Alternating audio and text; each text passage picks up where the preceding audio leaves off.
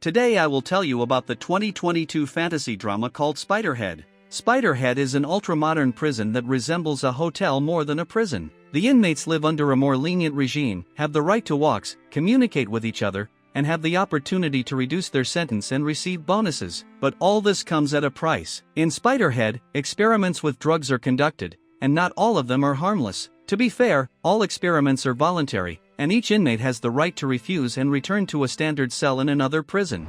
My name is Alex and welcome to my channel. Ray, one of the inmates, sits on a chair in front of a mirrored window, and Steve announces the start of the experiment, injecting a drug into the guy's blood. Within a minute, the test subject is given the first dose of the drug, and simple jokes are read to him, which make Ray laugh hysterically. When the jokes turn into scary facts, the guy's reaction remains the same. Ray continues to laugh hysterically. Another morning in Spiderhead is no different from the previous ones. The inmates are woken up by the loudspeaker, and the name of the person participating in the experiments today is announced there as well. Steve asks Jeff if he is ready to try the new composition N40, which has not been injected into anyone before, and the guy easily agrees to participate in the experiment. In addition to the experimental drug, he is given another one that activates the speech centers of the brain. Thanks to this, Jeff manages to describe his condition in detail, mentioning more often and in detail. Returning to the territory of Spiderhead, Jeff meets Liz and tells her about his walk today. Unfortunately, the guy cannot tell her everything he saw, as after the drug that improves vocabulary, a side effect occurs. Jeff cannot put together even a few words. The only thing the guy remembers is that everything that surrounded him during the experiment, whether it was flowers or factory pipes, caused a strong surge of love and admiration in him.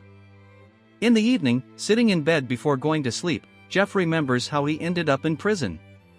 At a party with a friend, the guys decided to go for a drive, and drunk Jeff got behind the wheel.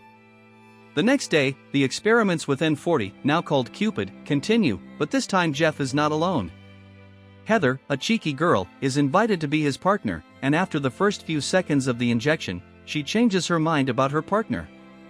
The couple's conversation lasts for a few seconds, after which they cannot resist and do various things, not caring that they are being watched and even filmed, as the substance completely turns off their minds. The process ends with the young people confessing their love to each other, which delights Steve, and he instructs his partner Mark to carefully monitor the test subjects to see how they behave when the drug's effect wears off. The couple feels awkward after what happened and tries not to talk about it with anyone. Jeff, as before, spends his free time with Liz, not telling her what happened during the experiment, and tries to avoid meeting Heather. The next day, he is given the same Cupid, but in a double dose, and instead of Heather, an older woman is in the room, whom sober Jeff looks at with disgust. But as soon as the substance enters his blood, the guy does various things with her. After this experiment, Jeff asks Marco to remove him from the kitchen where they work together with Liz, as the guy feels awkward continuing to communicate with his friend. Steve brings Jeff to the laboratory, but this time to his place behind the glass, and shows the guy that both of his partners from the last experiments are sitting in the experiment room. The leader offers the guy to choose which of the girls he is willing to inject with a drug that causes severe panic attacks and more, but Jeff cannot choose. Both friends are indifferent to him, but he does not want to wish them harm either. In the end, the girls are simply released, canceling the experiment. Getting the right to another Friday walk, Jeff calls his girlfriend, who was with him in the car during the accident, but once again only gets the voicemail. In the evening, the guy spends time with Liz, arranging a small Christmas surprise for her. Finding himself in the familiar chair in the laboratory, Jeff sees Rogan, a huge inmate covered in tattoos, in front of him. The guy remembers everything that happened to him in the previous days with the girls and does not give consent to the experiments, as he does not want various things to be done to him now. But nothing happens, and the men are simply released after a few minutes of silence. Jeff realizes what happened. They were partners with one of the inmates, and she was supposed to choose which of them would be injected with the drug. Bursting into Steve's office, Jeff confirms his suspicions, seeing Heather there. The doctor does not even argue with the inmate, but instead shows him a diagram of who should have sex with whom under the influence of the drug. In response to the guy's complaints, Steve reminds him that staying in Spiderhead is a privilege, and if something does not suit him, he can be transferred to a regular prison, but without hope of early release. Understanding the hint, the next time Jeff sits in the same room with Rogan without hysterics. Steve sends Mark on vacation, advising his friend to have a good time on the mainland. The leader himself takes Cupid to experience the ecstasy that he could previously only see in his wards. The experiments continue, and Steve warns Jeff that he will still have to use Drowsy X on the girls, as some committee requires the purity of the experiment. The guy tries to explain that he does not want anyone to experience the effects of this substance regardless of his relationship with the girls, but the leader is unyielding and again reminds Jeff of all the privileges he has by cooperating with them. Not wanting to return to a regular prison, Jeff agrees to the injection of Drowsy X. Heather starts crying and panicking, but the management calmly records the data, listening to Jeff's comments, in which there is no hint of romantic feelings. The goal of the experiment is achieved, and Steve plans to end it. A leak occurs, and Heather gets out of control. The girl gets hold of a sharp object and frees herself from the torment caused by the drug. While Steve and Mark are busy with the girl, Jeff sees the lost keys and finds a notebook with notes about upcoming experiments and a lottery ticket with the same numbers as the names of the drugs injected into him. Noticing that Steve is no longer behind the glass, Jeff manages to close the safe and throw the keys back so that the doctor does not realize that his secret has been revealed. Steve warns Mark that if anyone finds out about what happened to Heather and he has to answer for it, he will drag everyone who participated in the experiment with him. Liz participates in the experiments for the first time, and the first thing she is given is Drowsy X. After the experience, the girl meets Jeff in a secluded place and shares her emotions with him. The girl confesses that she is not sure that Spiderhead is better than a regular prison with the strictest regime. Jeff, in turn, also opens up to his friend and confesses to her that on the night he got into the accident, not only his friend but also his beloved girlfriend, who did not survive the trip, was in the car.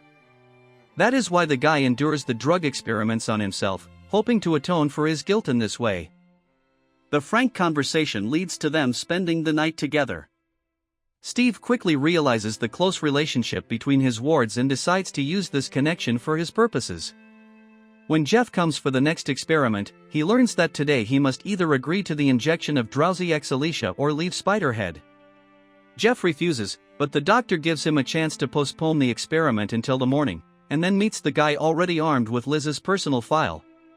It turns out that the crime for which the girl is in prison is so terrible for her that no Drowsy X can make it worse. Steve watches with pleasure as the guy turns the injection scale to the maximum, but he quickly realizes that the guy is going to experiment on him, not on his friend. Mark, seeing that he himself has fallen into Steve's trap along with the inmates, decides to fix the situation and hands the remote control to Jeff. The inmate gets all the necessary information from Steve and convinces him to open the main exit so that he and Liz can leave the prison. But the manager manages to snatch the remote control and inject the girl with the maximum dose of Drowsy X, causing her terrible suffering. After that, he smashes the smartphone so that no one can cancel his command. The couple manages to free themselves from the effects of the drugs and run out of the laboratory, but at that moment, Steve announces over the loudspeaker that because of the fugitives, everyone else will return to the prisons where their comfortable life will end.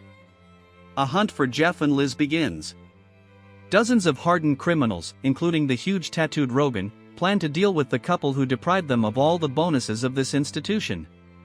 Steve himself tries to escape with the drugs, as police boats are about to arrive at Spiderhead, which Mark called. Steve manages to leave the base and take off in a small plane before the cops arrive, but since his remote control is broken, the drugs enter his blood in a huge mix. Another surge of Cupid causes admiration, and the man turns the plane towards a small rocky island, seeing a paradise in it.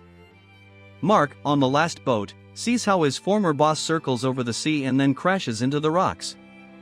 Jeff and Liz hijack the boat and manage to sail away before the police arrive. Happy and free, the young people only regret that Steve did not take the drug that would cause self-forgiveness. Despite its engaging narrative and strong performances, Spiderhead can be disturbing due to its exploration of themes such as mind control and emotional manipulation. The film serves as a cautionary tale about the dangers of unchecked power and the potential for abuse in systems designed for rehabilitation. Ultimately, Spiderhead is a compelling watch that leaves a lasting impression, encouraging viewers to question the boundaries of consent and the ethical implications of pharmaceutical advancements. It is a film that stays with you long after the credits roll, sparking important conversations about morality and humanity. Friends, thank you for watching. Write in the comments what you think about this movie, and do not forget to support us with likes and subscribe.